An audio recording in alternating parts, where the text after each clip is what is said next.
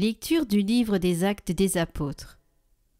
La multitude de ceux qui étaient devenus croyants avait un seul cœur et une seule âme. Et personne ne disait que ses biens lui appartenaient en propre. Mais ils avaient tout en commun. C'est avec une grande puissance que les apôtres rendaient témoignage de la résurrection du Seigneur Jésus. Et une grâce abondante reposait sur eux tous. Aucun d'entre eux n'était dans l'indigence, car tous ceux qui étaient propriétaires de domaines ou de maisons les vendaient. Et ils apportaient le montant de la vente pour le déposer aux pieds des apôtres. Puis on le distribuait en fonction des besoins de chacun.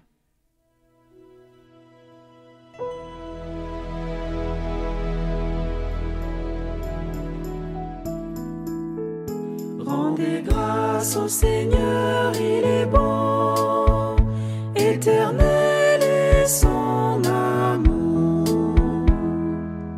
Oui, que le dise Israël, éternel est son amour.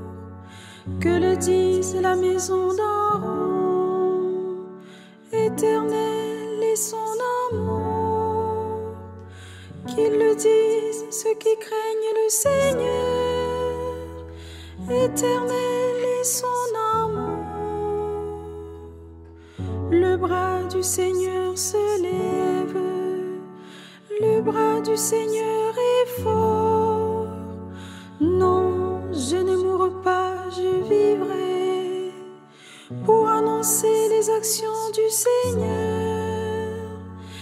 Il m'a frappé, le Seigneur, il m'a frappé, mais ça m'est livré à la mort. La pierre qu'ont rejetée les bâtisseurs est devenue la pierre d'angle. C'est là l'œuvre du Seigneur, la merveille devant nos yeux. Voici le jour que fit le Seigneur, qu'il soit pour nous jour de fête et de joie. Rendez grâce au Seigneur, il est bon, éternel est son amour.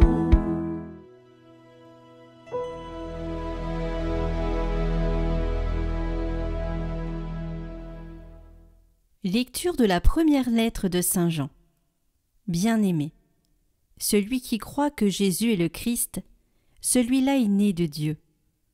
Celui qui aime le Père qui a engendré, aime aussi le Fils qui est né de lui. Voici comment nous reconnaissons que nous aimons les enfants de Dieu. Lorsque nous aimons Dieu et que nous accomplissons ses commandements. Car tel est l'amour de Dieu, garder ses commandements. Et ces commandements ne sont pas un fardeau, puisque tout être qui est né de Dieu est vainqueur du monde. Or, la victoire remportée sur le monde, c'est notre foi. Qui donc est vainqueur du monde? N'est-ce pas celui qui croit que Jésus est le Fils de Dieu? C'est lui, Jésus-Christ, qui est venu par l'eau et par le sang, non pas seulement avec l'eau, mais avec l'eau et avec le sang. Et celui qui rend témoignage, c'est l'Esprit, car l'Esprit est la vérité.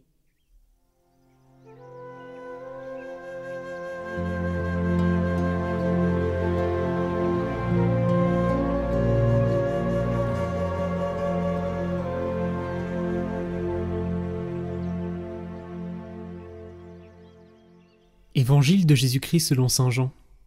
C'était après la mort de Jésus, le soir venu, en ce premier jour de la semaine, alors que les portes du lieu où se trouvaient les disciples étaient verrouillées par crainte des Juifs, Jésus vint, et il était là, au milieu d'eux. Il leur dit : « La paix soit avec vous. » Après cette parole, il leur montra ses mains et son côté. Les disciples furent remplis de joie en voyant le Seigneur. Jésus leur dit de nouveau : « La paix soit avec vous. De même que le Père m'a envoyé, moi aussi je vous envoie. » Ayant ainsi parlé, il souffla sur eux et il leur dit : « Recevez l'Esprit Saint. À qui vous remettrez ses péchés, ils seront remis. À qui vous maintiendrez ses péchés, ils seront maintenus. » Or, l'un des 12, Thomas, appelé Didyme, c'est-à-dire jumeau, n'était pas avec eux quand Jésus était venu. Les autres disciples lui disaient « Nous avons vu le Seigneur ». Mais il leur déclara « Si je ne vois pas dans ses mains la marque des clous, si je ne mets pas mon doigt dans la marque des clous, si je ne mets pas la main dans son côté, non, je ne croirai pas. » 8 jours plus tard, les disciples se trouvaient de nouveau dans la maison, et Thomas était avec eux. Jésus vient, alors que les portes étaient verrouillées, et il était là, au milieu d'eux. Il dit « La paix soit avec vous. » Puis il dit à Thomas « Avance ton doigt ici, et vois mes mains. Avance ta main, et mets-la dans mon côté. Cesse d'être incrédule, sois croyant. » Alors Thomas lui dit « Mon Seigneur et mon Dieu. » Jésus lui dit « Parce que tu m'as vu, tu crois. Heureux ceux qui croient sans avoir vu. » Il y a encore beaucoup d'autres signes que Jésus a faits en présence des disciples, et qui ne sont pas écrits dans ce livre.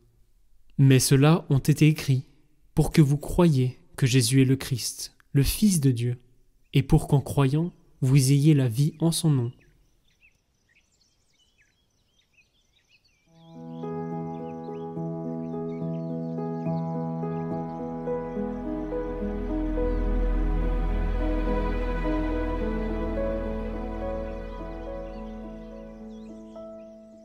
Frères et sœurs, depuis le matin de Pâques, tel un marathon, les événements s'enchaînent. La porte du cénacle, pourtant fermée à clé, ne cesse de s'ouvrir. En premier, pour accueillir les fameux pèlerins d'Emmaüs, ces deux hommes dont la peur et le doute les ont fait prendre la poudre d'escampette. Eh bien, voilà que ces deux hommes sont de retour, le visage en sueur, la respiration allaitante, car ils viennent de passer 2 heures avec le Seigneur ressuscité. Et de retour au cénacle, ils s'empressent de raconter aux apôtres ce qu'ils ont entendu. À savoir quoi? Ou qui? Jésus. Jésus interprétant les Écritures. Et plus encore, Jésus brûlant leur cœur par sa seule présence.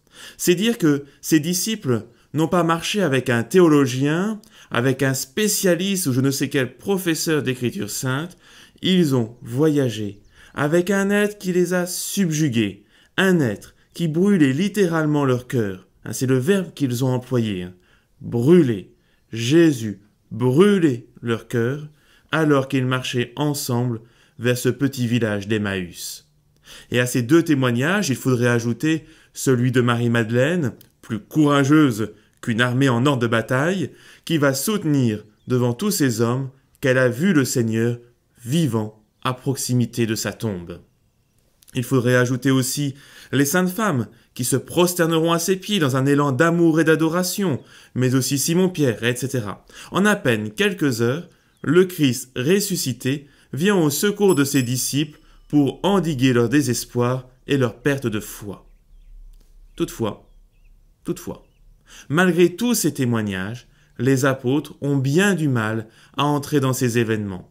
Ils sont terrorisés à l'idée d'une éventuelle arrestation, à l'idée de finir leur jeune vie comme leur ancien maître. Et c'est pour cette raison qu'ils se sont enfermés à double tour dans le cénacle. Ils sont terrifiés, la peur de la mort effraie tous les hommes, même les saints. Et nous arrivons maintenant à l'évangile de ce jour. À peine les divers témoins ont-ils raconté leur épopée avec Jésus, que celui-là même, Jésus, inattendu, se présente face à eux. Il est là, présent. Et je vous propose, frères et sœurs, à partir de cette rencontre historique, de faire 3 haltes aussi rapides que possible pour méditer la divine miséricorde. Car c'est le thème de ce dimanche, bien sûr, nous sommes le dimanche de la divine miséricorde. Première halte, nous sommes invités à contempler un corps. Le corps de Jésus. Ce corps qui se présente aux apôtres sans passer par la porte, les cloisons ne sont plus des murs pour lui, ce corps qui est à l'image de celui que nous revêtirons à la fin des temps, et ce que saint Paul qualifie de corps spirituel. Qu'a-t-il de particulier? Ce corps, tout en restant un corps, n'est plus limité par aucune contingence appartenant au monde physique. Il sort d'un tombeau scellé, il entre dans une pièce fermée à double tour, il change d'apparence. Pour Marie-Madeleine, il a l'allure du jardinier, pour les disciples d'Emmaüs, d'un étranger, et pour les apôtres, ce soir-là, il est immédiatement reconnaissable. « C'est bien moi, dit Jésus. Je ne suis pas un fantôme, je ne suis pas un autre que celui que vous avez suivi sur les routes de Palestine. Regardez mes mains, mes pieds, mon côté. J'ai traversé la mort. C'est moi. » Et c'est ce corps glorieux, rayonnant de la gloire divine, marqué par les plaies de la passion, que les apôtres sont invités à contempler les entrailles de Dieu. De ces entrailles, comme Jésus l'a dit lui-même dans une apparition à Sainte Faustine, de ces entrailles, je déverse tout un océan de grâce sur les âmes qui s'approchent de ma miséricorde. Frères et sœurs, en ce dimanche de la Sainte Miséricorde, souvenons-nous que la miséricorde de Dieu passe par les stigmates de la croix. Ne soyons pas des insouciants. Ne confondons pas Dieu avec un vieux papa gâteux. Dieu ne pardonne pas à coups de baguette magique les péchés. Dieu ne sauve pas en claquant des doigts. Non, non. Dieu nous a sauvés en subissant la passion. Et c'est par sa passion et sa résurrection que le Christ déverse en nos âmes sa sainte miséricorde. Deuxième halte, accueillons les premiers mots de Jésus ressuscité. La paix soit avec vous. Voilà que Jésus, face à la peur des apôtres, les invite, leur donne la paix de l'âme. Puis il recommence une deuxième fois, la paix soit avec vous, mais en ajoutant aussitôt, et la précision est d'importance, recevez l'Esprit Saint. Ceux à qui vous remettrez les péchés, ils leur seront remis. Ceux à qui vous les retiendrez, ils leur seront retenus. Frères et sœurs, cette parole du Christ est d'une logique implacable. Et elle vient de quelqu'un qui connaît bien le cœur humain, puisqu'il l'a lui-même créé. Impossible, dit Jésus, d'obtenir la paix de la conscience, la paix du cœur, la paix intérieure, si l'âme est enténébrée par le péché, avec son cortège de culpabilité et de remords. Obtenir la paix de l'âme est chose bien difficile. Notre société, les témoignages que l'on peut entendre en sont de bons exemples. L'homme, au contraire, a besoin de lumière. Il est fait pour la liberté intérieure. Il a besoin de se sentir léger, irréprochable. C'est à chacun d'entre nous que le Christ rappelle aujourd'hui, en te libérant de tes péchés, je te renouvelle, je te recrée, je te donne ma paix. Abandonne ton désespoir, choisis la vie. Frères et sœurs, rien ne nous libère plus que la miséricorde de Dieu. Et cette miséricorde, toujours selon l'enseignement du Christ à Sainte Faustine, a deux sources. Premièrement, la confession. Deuxièmement, la communion. Frères et sœurs, rien ne nous libère davantage qu'une bonne confession, faite dans le secret le plus absolu. Le Christ ne veut pas que nous soyons omnibulés par nos fautes passées ou présentes. Et le plus fort, c'est qu'il ne compte même pas nos fautes. Il ne les mesure pas. Une seule chose l'intéresse, c'est de les purifier par son pardon. Permettez-moi de vous redire les paroles de notre Seigneur à Sainte Faustine. Ma fille, quand tu t'approches de la Sainte Confession, de cette source de ma miséricorde, le sang et l'eau qui sont sortis de mon cœur se déversent sur ton âme et l'ennoblissent. Chaque fois que tu te confesses, sache que c'est moi-même qui t'attends dans le confessionnal. Je ne fais que me cacher derrière le prêtre, mais c'est moi seul qui agis dans l'âme. Ici, la misère de l'âme rencontre le Dieu de miséricorde. Fin de citation.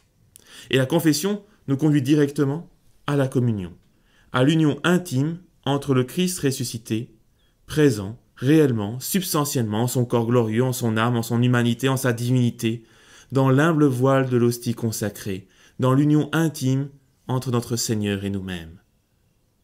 Je désire m'unir, dit Jésus à Sainte Faustine, je désire m'unir aux âmes humaines, mon délice est de m'unir aux âmes. Sache-le, ma fille, lorsque je viens dans un cœur humain dans la Sainte Communion, j'ai les mains pleines de toutes sortes de grâces et je désire les donner aux âmes. Enfin, troisième halte, très rapide cette-ci, car c'est ce que nous allons contempler pendant tout le temps pascal avec les lectures des Actes des Apôtres. L'union intime avec le Christ n'est pas unilatérale. ce n'est pas seulement le Christ qui s'unit à nous, mais c'est nous-mêmes qui abandonnons les choses de ce monde pour nous saisir du cœur ardent du Christ. Si aujourd'hui, nous voyons les apôtres avec leur peur, avec leur angoisse, nous allons bientôt les voir montrer leur courage et même mieux, montrer leur amour envers le Seigneur en parcourant le monde pour l'annonce de la bonne nouvelle. Ainsi rachèteront-ils leurs jours d'enfermement et de peur dans le cénacle. Ainsi la lumière de la divine miséricorde, sortie tout droit des entrailles du Christ, les a saisis pour l'éternité. Frères et sœurs, Dieu qui par nature est libre, aurait pu être un Dieu dominateur, un Dieu qui soumet l'homme à sa volonté, un Dieu sans pitié, un Dieu qui fait marcher l'homme à la baguette. Eh bien non. Notre Dieu n'est qu'amour, il n'est que miséricorde, il n'est que pardon, et il n'attend qu'une chose, c'est que nous abusions de son amour en recherchant avec ardeur à nous unir à lui. Que nous puissions tous dire un jour « J'ai le cœur brûlant, car je suis en présence de Dieu. » Amen. Chers amis, ce dimanche, c'est le dimanche de la miséricorde. Et je vous propose de prier le chapelet de la divine miséricorde. Et je vais vous expliquer pourquoi ce chapelet, qui est en réalité un petit chapelet puisqu'il n'est pas aussi long que le chapelet normal, pourquoi il est important. Le Seigneur a dit à sainte Faustine, « Quiconque récitera ce chapelet obtiendra une grande miséricorde à l'heure de sa mort. Les prêtres le donneront aux pécheurs comme leur dernière planche de salut. Et même le pécheur le plus endurci, s'il dit ce chapelet une seule fois, recevra la grâce de mon infinie miséricorde. » Il faut le savoir pour le partager à tous ceux qui ont besoin de savoir cette information, n'est-ce pas? Le Seigneur désire, selon ses mots, accorder des grâces inconcevables aux âmes qui ont confiance en sa miséricorde. À l'heure de la mort, je défendrai comme ma propre gloire chaque âme qui récitera ce chapelet elle-même, ou bien si d'autres le récitent près d'un agonisant, l'indulgence est la même. Alors si vous avez un mourant dans votre famille, ou un jour la situation se présente, n'hésitez pas à prier ce chapelet. Par ce chapelet, le Seigneur dit que nous obtiendrons tout si ce que nous demandons est conforme à sa volonté. Le Seigneur dit aussi que lorsque les pécheurs endurcis réciteront ce chapelet, il emplira leur âme de paix et l'heure de leur mort sera heureuse. Pour toutes les âmes affligées, il a inscrit ce message qu'il a demandé à sainte Faustine de communiquer à toutes les âmes. Lorsque l'âme verra ses péchés et mesurera le poids, lorsque se dévoilera à ses yeux tout l'abîme de la misère dans laquelle elle s'est plongée, qu'elle ne désespère pas, mais qu'elle se jette avec confiance dans les bras de ma miséricorde, comme l'enfant dans les bras de sa mère bien-aimée. Il demande à sainte Faustine aussi de leur dire à ces âmes qu'aucune âme faisant appel à ma miséricorde n'a été déçue, ni n'a éprouvé de honte. Alors, chers amis, prions ce chapelet qui est d'une importance capitale. Cette prière émeut la miséricorde du Seigneur dans ses profondeurs et nous obtient des grâces inestimables, en particulier pour notre salut et celui des autres. C'est 10 minutes, moins de 1% de votre journée. Rendez-vous en lien en description et en haut à droite.